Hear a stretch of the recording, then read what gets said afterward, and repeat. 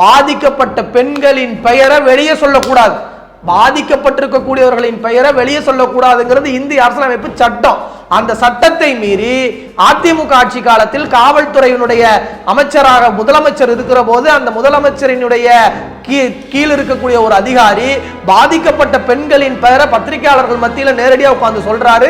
அதை பார்த்துட்டு அவங்க அமைதியா இருந்தாங்கன்னு சொன்னா இதுதான் நிர்வாக சீர்கேடு, இதுதான் ஆட்சி எப்படி நடத்துறதுன்னு தெரியாம நடத்துறது, இதுதான் அதிமுக தமிழ்நாட்டில் ஆட்சி செய்த லட்சணம். திமுக ஆட்சியில் மட்டும்தான் நடப்பதை போல ஒரு கருத்துருவாக்கத்தை செய்யப்படுகிற போதுதான் வாங்க நம்ம டேட்டா படி பேசுவோம்.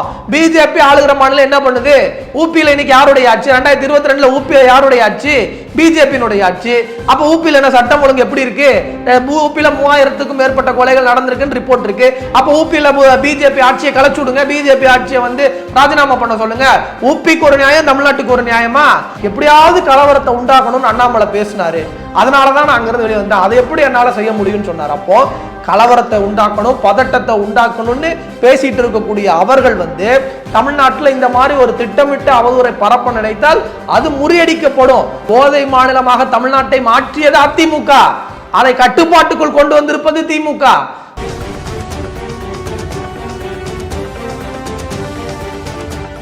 சிட்டிசன் டாக்ஸ் நேயர்களுக்கு வணக்கம். இன்றைய நேர்காணலில் நம்மோடு இணைந்திருப்பவர் திமுக செய்தி தொடர்பாளர் வழக்கறிஞர் திரு சித்திக் அவர்கள். சார் வணக்கம். வணக்கம். தமிழ்நாட்டில் தொடர்ந்து கொலைகள் நடந்து கொண்டே இருக்கிறது, சட்டம் ஒழுங்கு சீர்கெட்டு இருக்கு அப்படின்ற ஒரு குற்றச்சாட்டை எதிர்க்கட்சி தலைவர் எடப்பாடி பழனிசாமி அவர்கள் வச்சிருக்காரு. இதை எப்படி பாக்குறீங்க சார்? அதாவது எதிர்கட்சி தலைவர் அப்படிங்கிறத விட தொடர்ந்து அவதூறுகளை பொய்ய பரப்பக்கூடியவர்கள் தமிழ்நாட்டில் அதிகரிச்சுட்டாங்க அப்படிங்கிறத நம்ம இருந்து பார்க்க வேண்டியது இருக்கு. இன்னும் சொல்லணும் அப்படின்னா இன்னைக்கு அந்த ஒட்டுமொத்த கூடாரத்தில் இருக்கக்கூடியவங்களும் சேர்ந்து திட்டமிட்டு ஒரு அவதூறை, ஒரு நரேட்டிவை செட் பண்றாங்க. என்ன நரேட்டிவை செட் பண்றாங்க அப்படின்னா, இப்ப தமிழ்நாட்டில் அதிகமான கொலைகள் நடக்குது, தமிழ்நாட்டில் மட்டும்தான் நடக்குது அப்படிங்கிற மாதிரியான ஒரு தகவலை தொடர்ந்து பரப்பிட்டு வராங்க. இவங்க என்ன தகவலை பரப்பினாலும் தமிழ்நாட்டில் இருக்கக்கூடிய மக்கள், விழிப்புணர்வோடு இருக்கக்கூடிய மக்கள் அவர்களுக்கு தெரியும். நான் இதை ஒரு டேட்டாவா சொல்லணும் அப்படின்னு நினைக்கிறேன். என்சிஆர்பியினுடைய ரிப்போர்ட், நேஷனல் கிரைம் ரெக்கார்டு அப்படின்னு சொல்லக்கூடிய என்சிஆர்பியினுடைய ரிப்போர்ட். இதை யார் வெளியிடுறாங்க அப்படின்னா ஒன்றிய அரசாங்கம் தான் வெளியிடுது. அந்த ஒன்றிய அரசாங்கம் வெளியிட்டிருக்கக்கூடிய அந்த தகவலின்படி 2022 நம்ம எடுத்துக்கிறோம். 2022 தமிழ்நாட்டில் யாருடைய ஆட்சி? திமுகவினுடைய ஆட்சி. தமிழ்நாட்டில் திமுகவினுடைய ஆட்சியில் நடந்திருக்கக்கூடிய கொலைகளினுடைய எண்ணிக்கை 2022 எவ்வளோ அப்படின்னு சொல்லி பார்த்தா 1690. இதே என்சிஆர்பி ரிப்போர்ட்டின் படி உத்தரப்பிரதேசில் நாங்கள் தான் உத்தரப்பிரதேசில் எல்லாமே கட்டிட்டோம், கோயில் கட்டிட்டோம், எல்லாத்தையும் கட்டுப்பாட்டுகளை வச்சிருக்கிறோம்னு சொல்கிறாங்கல்ல, அந்த உத்தரப்பிரதேசத்தில் எவ்வளோன்னு கேட்டிங்கன்னா 3491. ராஜஸ்தானில் எவ்வளோன்னு கேட்டிங்கன்னா 2290. அதே மாதிரி பீகாரில் எவ்வளோன்னு கேட்டிங்கன்னா 2930. இப்போ ராஜஸ்தானில், பீகாரில், உத்தரப்பிரதேசில் எல்லாம் தமிழ்நாட்டை விட அதிகமாக இருக்குது. இதெல்லாமே டேட்டா. நான் சொல்லக்கூடியது எல்லாமே தமிழ்நாட்டை விட மற்ற மாநிலங்களோடு ஒப்பிடுகிற போது தமிழ்நாட்டில் 2022 1690 சொன்னா, அதே வேளையில உத்தரப்பிரதேசத்துல 3491 போது அப்படிங்க குறிப்பிட்டுக்கங்க எப்படி இருக்கு இந்த டேட்டா தகவல் எப்படி இருக்கு நீங்க பாத்துங்க. ஒருவேளை இப்படி ஒரு வாதத்துக்கு வருவோம், தமிழ்நாட்டில் 1690 நடந்திருக்கே, அப்போ இந்த நம்பர் நீங்க தமிழ்நாட்டை மட்டும் பத்தி பேசுங்க அப்படிங்கிற ஒரு கருத்தை முன் வைப்பாங்க.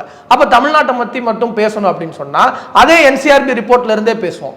2012 யாருடைய ஆட்சி? தமிழ்நாட்டில் அதிமுகவினுடைய ஆட்சி. 2012 தமிழ்நாட்டில் எவ்வளவு தெரியுமா? 1949 கொலைகள் நடந்திருக்கு. நான் சொல்லக்கூடிய 2022 எவ்வளவு நடந்திருக்கு? 1690. அதே மாதிரி 2019 வாங்க. 2019 யாருடைய ஆட்சி? பாதம் தாங்கி பழனிசாமியினுடைய ஆட்சி. அவருடைய ஆட்சியில் எவ்வளவு நடந்திருக்கு? 1745. அப்போ 2019 1745 நடக்குது, 2012 1949 நடக்குது, 2022 1690 கொலைகள் நடந்திருக்கு அப்படின்னு சொன்னா நம்பர்ஸ் குறைஞ்சிருக்கு, எண்ணிக்கைகள் குறைஞ்சிருக்கு. தமிழ்நாட்டில் சட்டம் ஒழுங்கு சரியா இருக்குன்னு பொதுமக்கள் கிட்ட கொண்டு போய் செல்வதற்கான ஒரு வாய்ப்பா இது அமைஞ்சிருக்கு. நம்ம இன்னொன்னு கேட்போம், பாமர மக்களின் மொழியில கேட்கணும் அப்படின்னா, இப்ப நீங்க நெறியாளரா இருக்கிறீங்க, உங்களை சுத்தி வாழ்ந்துட்டு இருக்கக்கூடிய மக்கள் இருக்கிறாங்க, இவர்கள் சொல்ற மாதிரி தினம்தோறும் உங்களை சுத்தி கொலைகள் நடந்துட்டு இருக்கா? இல்ல தினம்தோறும் உங்களை சார்ந்தவர்களுக்கு ஏதாவது ஆபத்து அந்த மாதிரி இருக்கா? இயல்பான ஒரு வாழ்க்கை முறை தானே நடந்துட்டு இருக்கு. ஆனா அதிமுகவுடைய ஆட்சி காலத்துல அப்படியா இருந்துச்சு? தமிழ்நாட்டுல இயல்பான ஒரு சூழல் இருந்துச்சா? சாதாரண பொதுமக்களுக்கு ஒரு சூழல் இருந்துச்சா? உதாரணத்துக்கு நான் ஒரு விஷயத்த சொல்றேன். எது குற்றம், எது அரசு இழைக்கக்கூடிய தவறு அப்படின்னு சொன்னா, அரசு இயந்திரத்தில் இருக்கக்கூடியவர்கள் செய்யக்கூடிய தவறு. இப்போ உதாரணத்துக்கு பொள்ளாச்சி பாலியல் வழக்கு நம்ம எல்லாருக்கும் தெரியும். அதுல பல பேர் பாதிக்கப்பட்டாங்க, பல பெண்களுக்கு பாலியல் தொந்தரவுகள் நடந்தது, அந்த குற்றத்தில் ஈடுபட்டிருந்தவர்கள் பெண்களை பாதிப்புக்கு உள்ளாக்கியிருந்தாங்க. இதெல்லாம் எல்லாருக்கும் தெரியும். அவர்களுக்கு தண்டனை வாங்கி தரணும் நம்ம பேசுறோம். அதே வேளையில அந்த பாதிக்கப்பட்ட பெண்களின் பெயரை காவல்துறையினுடைய உயரதிகாரி நேரடியாக தொலைக்காட்சியில உட்கார்ந்து அந்த பெண்களின் பெயரை சொன்னார். இவர்கள்லாம் பெண்கள் பாதிக்கப்பட்டிருக்காங்க. இந்திய குற்றவியல் சட்டங்கள் என்ன தெரியுமா சொல்லுது? பாதிக்கப்பட்ட பெண்களின் பெயரை வெளியே சொல்லக்கூடாது, பாதிக்கப்பட்டிருக்கக்கூடியவர்களின் பெயரை வெளியே சொல்லக்கூடாதுங்கிறது இந்திய அரசியலமைப்பு சட்டம். அந்த சட்டத்தை மீறி அதிமுக ஆட்சி காலத்தில் காவல்துறையினுடைய அமைச்சராக முதலமைச்சர் இருக்கிற போது அந்த முதலமைச்சரினுடைய கீழ் இருக்கக்கூடிய ஒரு அதிகாரி பாதிக்கப்பட்ட பெண்களின் பெயரை பத்திரிகையாளர்கள் மத்தியில் நேரடியாக உட்கார்ந்து சொல்றாரு. அதை பார்த்துட்டு அவங்க அமைதியா இருந்தாங்கன்னு சொன்னா இதுதான் நிர்வாக சீர்கேடு, இதுதான் ஆட்சி எப்படி நடத்துறதுன்னு தெரியாம நடத்துறது, இதுதான் அதிமுக தமிழ்நாட்டில் ஆட்சி செய்த லட்சணம். ஆனா திமுகவுடைய ஆட்சி இன்னைக்கு எப்படி இருக்கு? ஆர்கனைஸ்டு கிரைம் எப்படி இருக்கு? ஆர்கனைஸ்டு கிரைம் இந்தியாவில் தமிழ்நாடு என்கிற மாநிலத்தில் குறைக்கப்பட்டிருக்கு. அன்ஆர்கனைஸ்டு கிரைம்னு சொல்லக்கூடிய விபத்தில் நடக்கக்கூடிய சடன் ப்ரொவகேஷன்ல நடக்கக்கூடிய கொலைகள் மட்டும்தான் நடந்திருக்கு. அதுவும் கட்டுப்பாட்டுக்குள் இருக்கு. அதை நான் சொல்லல, என்சிஆர்பியினுடைய ரிப்போர்ட் சொல்லுது. இப்ப நீங்க சொல்லுங்க, எடப்பாடி பழனிசாமி சொல்றது உண்மையா இல்ல அந்த கூட்டம் சொல்றது உண்மையா? தமிழ்நாட்டு மக்களுடைய கருத்தாக இருக்கக்கூடிய தமிழ்நாட்டில் சட்டம் ஒழுங்கு சரியா இருக்குன்னு சொல்லக்கூடிய கருத்துக்கள் இது வரைக்கும் தமிழ்நாடு கல்வியில முன்னேறி இருக்கு, பொருளாதாரத்துல முன்னேறி இருக்குன்னா திமுக செய்தி தொடர்பாளர்கள் விவாதங்கள்ல நீங்க வாதத்தை முன்வைப்பீங்க. இப்ப இந்த சட்டம் ஒழுங்கு சீர்கேடை பத்தி கேள்வி எழுப்பின உடனே நீங்க கொலைகளை கம்பேர் பண்ணக்கூடிய சூழ்நிலைக்கு வரனால இதுல நிலை தடுமாறக்கூடிய சூழ்நிலை இருக்கா தமிழ்நாடு அரசு? இல்லை, நம்ம டேட்டாவின் அடிப்படையில் தானே பேச முடியும். இப்ப தமிழ்நாட்டினுடைய இன்றைய சூழல் எப்படி இருக்கு அப்படிங்கிறது கடந்த ஆண்டுகளை விட நம்ம முன்னேறி இருக்கோங்கிறத டேட்டாக்களின் அடிப்படையில் தானே நம்ம முன்வைக்க முடியும். அந்த டேட்டாக்களினுடைய அடிப்படையில் தான் 2012 இருந்து நான் வரேன். 2012 தமிழ்நாட்டில் 1949 கொலைகள் நடக்குது. 2022 தமிழ்நாட்டில் 1600 கொலைகள் தான் நடக்குது அப்படின்னு சொன்னா அந்த கொலைகளையும் கட்டுப்படுத்தணும், அந்த குற்றச்சம்பவத்தில் ஈடுபட்டிருக்கிறவர்கள் கைது செய்யப்படணும், இந்த எண்ணிக்கைகள் குறைக்கப்படணுங்கிறதுல மாற்று கருத்து இல்லை. ஆனா திமுக ஆட்சியில் மட்டும்தான் நடப்பதை போல ஒரு கருத்துருவாக்கத்தை செய்யப்படுகிற போதுதான் வாங்க நம்ம டேட்டா படி பேசுவோம். பீகார்ல எவ்வளவு நடந்திருக்கு, ஊபியில் எவ்வளவு நடந்திருக்கு, இன்னும் அதே மாதிரி அதிமுக ஜெயலலிதா அம்மையாருடைய ஆட்சி காலத்தில் எவ்வளவு நடந்திருக்கு, எடப்பாடி பழனிசாமி ஆட்சி காலத்தில் 2019 எவ்வளவு நடந்திருக்கு, 1700 கொலைகள் நடந்திருக்கு. அப்போ அவர்கள் ஆட்சியில் விட திமுக ஆட்சியில் சட்டம் ஒழுங்கு சரியாக இருந்தது என்பதற்கான டேட்டா தரவுகளை தான் நம்ம ப்ரீவியஸ் இயர்ஸோட கம்பேர் பண்றோம். இப்போ நம்ம இன்னொன்னு சொல்லுவோம், இதே மாதிரி இவங்களே என்ன சொல்லணும், நாங்க சட்டம் ஒழுங்கு சரியாக வச்சிருந்தோம், பாருங்க நம்பர்ஸ் எல்லாம் இப்படி இருக்கு, இன்னைக்கு திமுக ஆட்சி வந்ததுக்கு அப்புறம் இப்படி ஆயிடுச்சுன்னு டேட்டாவை நம்பரை பேசினாங்கன்னா இவர்கள் வைக்கக்கூடிய வாதம் சரியா இருக்கும். பொதுவாக சடன் ப்ரொவகேஷன்ல நடக்கக்கூடிய தகவல்களை எல்லாம் எடுத்து பேசிட்டு இருக்காங்க அப்படின்னு சொன்னா அது எப்படி சரியா இருக்க முடியாது? நான் சொல்லல, என்சிஆர்பியினுடைய 2022 ரிப்போர்ட்லயே ஒரு கருத்து சொல்லப்படுது. அதாவது எனிமிட்டியில சடன் ப்ரொவகேஷன்ல தான் இந்த குற்றச்சம்பவங்கள் நடந்திருக்கு. என்சிஆர்பி தான் இந்திய அளவில் எந்தெந்த மாநிலங்களில் எவ்வளவு குற்றச்சம்பவங்கள் கொலைகள் நடந்திருக்குன்னு சொல்றாங்க. அந்த கொலைகளை பட்டியலிடுகிற போது என்சிஆர்பியினுடைய கருத்து என்னன்னா சடன் ப்ரொவகேஷன்ல தான் இந்தியா முழுக்க கொலைகள் நடந்திருக்கு அப்படின்னு சொல்றாங்க. அப்ப என்சிஆர்பியினுடைய ரிப்போர்ட் தப்பா இல்ல இந்தியா முழுவதும் இருக்கக்கூடிய எல்லா மாநிலங்களும் சட்டம் ஒழுங்க சரியா கையாள? எல்லா மாநிலங்களையும் விட பிஜேபி ஆளுகிற மாநிலம் என்ன பண்ணுது? ஊபியில் இன்னைக்கு யாருடைய ஆட்சி? 2022 ஊபியில யாருடைய ஆட்சி? பிஜேபியினுடைய ஆட்சி. அப்ப ஊபியில் என்ன சட்டம் ஒழுங்கு எப்படி இருக்கு? ஊபியில 3000க்கும் மேற்பட்ட கொலைகள் நடந்திருக்குன்னு ரிப்போர்ட் இருக்கு. அப்ப ஊபியில பிஜேபி ஆட்சியை கலைச்சு விடுங்க, பிஜேபி ஆட்சியை ராஜினாமா பண்ண சொல்லுங்க. ஊபிக்கு ஒரு நியாயம், தமிழ்நாட்டுக்கு ஒரு நியாயமா? அதே மாதிரி தான் இன்னைக்கு சரி அதிமுகவுடைய பார்வைக்கு வருவோம். உங்க ஆட்சியில் எங்க தமிழ்நாட்டில் அதிகமான கொலைகள் கடந்த 10 ஆண்டுகளில் அதிமுக ஆட்சியில் தான் நடந்திருக்கு. அப்ப அதுக்கு யார் பொறுப்பேற்பது? அப்ப அன்னைக்கு அவங்க ஆட்சியை கலைக்கக்கூடிய நிலைமையில இருந்துச்சு. அப்போ அந்த மாதிரியான நிலைமை இல்லாம இப்ப திமுகவின் மீது மட்டும் திட்டமிட்டு அவதூறு பரப்பப்படுகிற சூழல் உருவாகிற காரணத்தினாலதான் மற்ற இயர்ஸோட நம்ம அந்த டேட்டாவை கம்பேர் பண்ணி பேச வேண்டிய ஒரு சூழல் இருக்கு. கல்வியில வளர்ந்துருக்கிறோம்னா ஆமா வளர்ந்துருக்கிறோம், பொருளாதாரத்தில் வளர்ந்துருக்கிறோம்னா ஆமா வளர்ந்துருக்கிறோம். எப்படி வளர்ந்துருக்கிறோம்? கல்வியில பள்ளிக்கூடங்களில் செல்லக்கூடிய குழந்தைகளுக்கான அந்த நலத்திட்டங்களாக இருக்கட்டும், காலை சிற்றுண்டியா இருக்கட்டும், இந்த மாதிரியான திட்டங்களின் மூலமா தமிழ்நாடு வளர்ந்திருக்கு. அப்ப நாங்க வளர்ந்துருக்கிறோம் தான் சொல்லுவோம். எடப்பாடி பழனிசாமி ஆட்சியில் வளரலன்னு தான் சொல்லுவோம். இது ரெண்டையும் எப்படி ஒப்பிட முடியும்? இப்போ தமிழ்நாட்டில் வந்து ஒரு ரவுடிங்களுக்குள்ள பிரச்சனை அந்த மாதிரி நடக்கிற கொலைகளை விட அரசியல் கட்சி பிரமுகர்களோட படுகொலைகள் தான் அதிகமாக நடக்குது. இது என்ன மாதிரியான ஒரு இது? ஏன் அரசியல் பிரமுகர்கள் தொடர்ந்து கொலை செய்யப்படுறாங்க? இது வந்து திமுகவின் மீது எந்த குற்றத்தையும் இந்த 3 ஆண்டுகளில் சொல்ல முடியாதவர்கள் தற்போது உருவாக்கி இருக்கக்கூடிய ஒரு வாதம். இந்த வாதம் உண்மையா அப்படின்னு பார்த்தா, அரசியல் பிரமுகர்களினுடைய கொலை நம்ம எடுத்துக்கிட்டா, அதிமுகவுடைய ஆட்சி காலத்துல தமிழ்நாட்டினுடைய முதலமைச்சராக இருந்த அம்மையார் ஜெயலலிதா அவர்கள் வசித்து வந்த கொடநாடு பங்களாவில் கொலை நடந்தது. கேஸ் நடந்துச்சா இல்லையா? ஏன் அம்மையார் ஜெயலலிதாவினுடைய மரணத்திலேயே வந்து மர்மம் இருக்குன்னு போய் ஓபிஎஸ் வந்து இது நடத்தினாரே, தர்ம யுத்தம் நடத்தினாரே. அப்ப அதுக்கு என்ன பதில்? தமிழ்நாட்டை ஆட்சி செய்தவர்களே அவர்களுடைய ஆட்சியில அந்த கட்சியினுடைய முதலமைச்சராக இருந்தவரே எங்களுடைய நிரந்தர பொதுச் செயலாளர்லாம் சொன்னாங்க. அவர்களையே காப்பாற்ற முடியாத அளவிற்கு தமிழ்நாட்டில் அரசியல் கட்சியினுடைய தலைவர்களுக்கு பிரச்சனை இருந்துச்சுன்னு சொன்னா அதுதான் அரசியல் பிரச்சனை. அதுதான் நீங்க வந்து அரசியல் கட்சி தலைவர்களுக்கு தமிழ்நாட்டில் பாதுகாப்பு இல்லை அப்படின்னு எப்ப சொல்ல முடியும்னு சொன்னா, அந்த கட்சியினுடைய முதலமைச்சரினுடைய வாழ்ந்த இல்லத்தில் கொலை நடக்குது, அந்த ஜெயலலிதா அம்மையாருடைய மரணத்திலேயே மர்மம் இருக்குன்னு இன்னைக்கு வரைக்கும் அதிமுக அது ஒரு கருத்து இருக்கா இல்லையா? அன்னைக்கு யாருடைய ஆட்சி? அதிமுகவுடைய ஆட்சி. ஆனா இன்னைக்கு தமிழ்நாட்டில் நீங்க வந்து பிஜேபியில ஹாபிச்சுவல் அஃபெண்டர்ஸ், பிஜேபி என்ன பண்ணிருக்கு தமிழ்நாட்டில்? நான் சொல்லல, செல்வ பெருந்தகை ஒரு டேட்டாவே கொடுத்தாரு. தமிழ்நாட்டில் பிஜேபியில் இணைந்திருக்கக்கூடிய ரவுடிகளுடைய பட்டியல் ஒரு பட்டியல் வெளியிட்டாரு. இப்ப இந்த ரவுடிகளுக்கு முன்பகைகள் இருக்கும், இந்த ரவுடிகளுக்கு இருக்கக்கூடிய சிக்கல் இருக்கும். இப்ப அவர்களுக்கு ஏதாவது அசம்பாவிதம் சம்பவம் நடக்குது அப்படின்னு சொன்னா இதையெல்லாம் நீங்க அரசியல் கொலையில கொண்டு வந்து சேர்த்துவீங்களா? இப்ப வந்து மற்ற மாநிலங்களோடு ஒப்பிட்டு தான் நம்ம பார்க்க முடியும். பொதுவாகவே அரசியல் சூழலில் தமிழ்நாடு என்கிற மாநிலம் பாதுகாப்பான மாநிலமா இருக்கு. அரசியல் களத்தில் பதட்டத்தை பரபரப்பை ஏற்படுத்த நினைக்கிறவர்கள் யார்? பாஜக. ஒரு ஆடியோ வெளியே வந்துச்சு, நம்ம எல்லாருமே பார்த்திருப்போம். என்ன ஆடியோ? தமிழ்நாட்டில் நம்ம ஜெயிக்கணும்னா ஏதாவது கலவரம் பண்ணாதான் ஜெயிக்க முடியும். கேட்டீங்களா இல்லையா?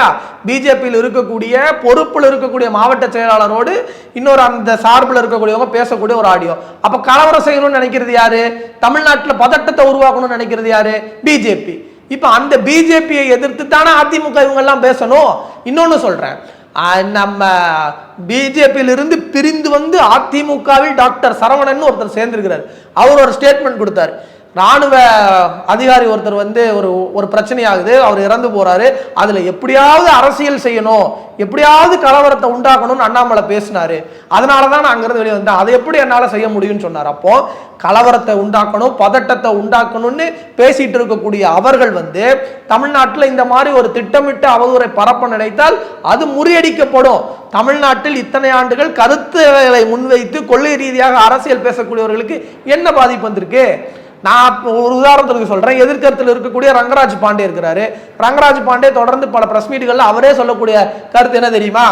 நமக்கு எதிரிலிருந்து பேசுறாரு, திராவிட கொள்கைக்கு எதிராக பேசக்கூடியவர். அவர் என்ன சொல்றாரு? தமிழ்நாட்டில் மாதிரி கருத்து சுதந்திரம் எங்கேயும் கிடையாது, நான் எனக்கு பிடிச்ச கருத்துக்கள் எல்லாம் பேச முடியுது, அது இங்க வந்து எனக்கு எந்த அச்சுறுத்தலும் இது வரைக்கும் வந்ததுலன்னு சொல்றாரு. அப்போ கொள்கையை கருத்தை பேசக்கூடியவர்களுக்கு இங்க எந்த பிரச்சனையும் கிடையாது. தமிழ்நாட்டில் தத்துவ ரீதியாக அரசியல் பேசக்கூடியவர்களுக்கு எந்த பிரச்சனையும் கிடையாது. அரசியல் களத்தில் நின்று இயங்கக்கூடியவர்களுக்கு எந்த பிரச்சனையும் கிடையாது. மாறாக உங்களுக்கு இருக்கக்கூடிய எனிமிட்டியின் காரணமா, குடும்ப பிரச்சனையின் காரணமா, வேற சில சிக்கல்களின் காரணமாக பிரச்சனைகள் வருகிறது என்று சொன்னால் அதை அரசியல் கொலையாக மாற்ற நினைத்தால் அந்த நரேட்டிவை தமிழ்நாட்டில் செய்ய முடியாது, அது எடுபடாது. தமிழ்நாட்டில் வந்து மனிதர்கள் வந்து ஆடுகள் வெட்டப்படுவதை போல வெட்டப்படுறாங்க அப்படின்னு சொல்லி எதிர்க்கட்சிகள் வந்து குற்றச்சாட்டு வைக்கிறாங்க. இந்த குற்றச்சாட்டை எப்படி பாக்குறீங்க? அதுதான் நான் சொல்றேனே, இது எல்லாமே வந்து நம்ம திமுகவின் மீது எந்த ஒரு அவதூறையும் பரப்ப முடியல. போதை மாநிலமா மாறிட்டு இருக்கணும் சேர்த்து ஒரு குற்றச்சாட்டையும் வைக்கிறாங்க. நான் சொல்லவா? போதை மாநிலமாக தமிழ்நாட்டை மாற்றியது அதிமுக, அதை கட்டுப்பாட்டுக்குள் கொண்டு வந்திருப்பது திமுக. தமிழ்நாட்டில் போதைப் பொருட்களுடைய நடமாட்டம் அதிகமாக இருக்கிறதுன்னு சட்டமன்றத்தில் திமுகவினுடைய உறுப்பினர்கள் கேள்வி கேட்ட போது இன்றைய தமிழ்நாட்டுடைய முதலமைச்சர் சட்டமன்றத்தில் பேசும்போது எங்க இருக்கு போதைப் பொருள் காட்டுங்கன்னு அதிமுக கேட்டாங்க. போதைப் பொருள் எங்க இருக்குன்னு அதிமுகவினருக்கு சட்டமன்றத்திலே கொண்டு போய் காமிச்சு பாருங்க, தமிழ்நாட்டில் போதைப் பொருளுடைய நடமாட்டம் எப்படி இருக்குன்னு சுட்டி காட்டிய இயக்கம் திமுக. அப்பெல்லாம் இவங்க என்ன பண்ணாங்க? இன்னொன்னு சொல்றேன், இன்னும் ஒரு முக்கியமான ஒரு விஷயம் என்ன அப்படின்னு சொன்னா, சுகாதாரத்துறையினுடைய அமைச்சராக இருந்தவர் விஜயபாஸ்கர். அந்த விஜயபாஸ்கர் அவர்கள் கீழ் இருந்த அந்த அதிகாரிகள் பல பேர் வந்து இந்த மாதிரியான வழக்குகள்ல சார்ஜ் ஷீட் ஃபைல் பண்ணப்பட்டிருக்கு. அவங்களுக்கு தமிழ்நாட்டில் போதைப் பொருள் சார்ந்து சார்ஜ் ஷீட் ஃபைல் பண்ணப்படுகிற போது சுகாதாரத்துறையில் இருந்தவர்கள் மீது சார்ஜ் ஷீட் ஃபைல் பண்ணப்பட்டிருக்கு. அப்போ அதிமுக ஆட்சி காலத்தில் இது என்ன நிறுவனம் மயப்படுத்தி வச்சிருந்தாங்க. அதை முற்றிலும் முறியடித்து இன்னைக்கு தமிழ்நாட்டில் படிப்படியாக இந்த மாதிரியான விஷயங்கள் குறைக்கப்பட்டிருக்கு அப்படின்னு சொன்னா அதற்கு காரணம் திமுக அரசுடைய நிர்வாகத்திறன். அந்த அடிப்படையில் தான் நம்ம பார்க்க வேண்டியது இருக்கு. இன்னும் சொல்றேன், இந்தியாவிலேயே அதிகமான போதைப் பொருட்கள் எங்க தெரியுமா கைப்பற்றப்பட்டுச்சு? குஜராத்தில் இருக்கக்கூடிய அதானியினுடைய துறைமுகத்துல. அப்போ அதானியுடைய துறைமுகத்தை பிரைவேடைசேஷன் பண்ணது ஏன்ற கேள்வியை நம்ம முன்வைக்கிறோம். தமிழ்நாட்டில் வந்து சில்லறை விற்பனை நடக்குது, அதை தடுக்கணும்னா அரசு முழு முயற்சியோட தடுக்கும். ஆட்சிக்கு வந்ததுமே அதற்கான தனி ஸ்பெசிபிக்கான திட்டங்கள் ஸ்கீம்ஸ் போடப்பட்டு வெளிவரப்படாத ஒரு செய்தி இருக்கு. போதைப் பொருட்களில் விற்று கைது செய்யப்படுகிறார்கள் என்று சொன்னால் அவர்களுடைய சொத்துக்களை முடக்கக்கூடிய வகையில அரசு நடவடிக்கை எடுக்கணும்னு சொல்லி தமிழ்நாட்டுடைய அரசு நடவடிக்கை எடுத்துச்சு. ஆனா அதானியுடைய துறைமுகத்திலிருந்து இத்தனை ஆயிரம் டன்கள் கைப்பற்றப்பட்டுச்சு. அப்ப அதுக்கு என்ன பதில்? அப்ப அதுக்கு யார் பதில் சொல்ல போறா? இந்தியாவிலே அதிகமான போதைப் பொருட்கள் கடத்தலில் கைப்பற்றப்பட்டுச்சு அதானியுடைய துறைமுகத்தில் இருந்து. அப்ப அதுக்கு பதில் சொல்லுங்க. அப்போ உங்களுக்கு வந்து எங்க இருந்து முதன்மையாக வருகிறதோ அதை நீங்க ஒழிச்சிட்டீங்க அப்படின்னு சொன்னாலே இந்தியா முழுவதும் ஒழிக்கப்படும். அப்போ உள்துறை அமைச்சகம் தான், இந்திய ஒன்றியத்தினுடைய உள்துறை அமைச்சகம் இதை கையில் எடுத்து செயல்படணும். ஒண்ணு. ரெண்டாவது, நீங்க ஏதோ எடப்பாடி பழனிசாமி என்னமோ சொன்னாரு அப்படின்னு சொன்னீங்க. அதற்கு இப்போ ஒரு பயம், ஃபியர். இப்போ நம்ம வந்து ஒரு ஃபியர்ல இருக்கும்போது நம்ம என்ன பேசுறோம்னு நமக்கு படபடப்பா நம்ம பேசுவோம். இன்னைக்கு அவருக்கு என்ன படபடப்பு அப்படின்னா, ஒரு பக்கம் இவர் வந்து ஓபிஎஸ் வந்து நான் தான் அதிமுகன்னு சொல்றாரு, இன்னொரு பக்கம் டிடிவி தினகரன் ஒரு பிரஷர் கொடுக்குறாரு, அதிமுகக்குள்ளே இருக்கிற செல்லூர் ராஜு ஏதோ ஒரு நடிகரை பத்தி பேசுறாரு, எஸ்பி வேலுமணி ஒரு பக்கம் பிரஸ் மீட் கொடுக்குறாரு. அப்போ நம்ம தான் இனிமேல் வந்து அதிமுகவை தொடர போறோமா, இந்த வாட்ஸ்அப் குரூப்புக்கு நம்ம தான் அட்மினா இருக்க போறோமா, இல்ல வேற அட்மின் வந்துருவாங்களான்னு ஒரு பதட்டம். அந்த பதட்டத்துல எடப்பாடி பழனிசாமி வந்து இன்னைக்கு அந்த பதட்டத்தின் வெளிப்பாடாக பேசுறாரு. அந்த உளறலுக்கெல்லாம் நம்ம பதில் சொல்ல வேண்டிய அவசியம் இல்லை. பல்வேறு கருத்துக்களை பகிர்ந்து கொண்டதற்கு நன்றி சார். நன்றி.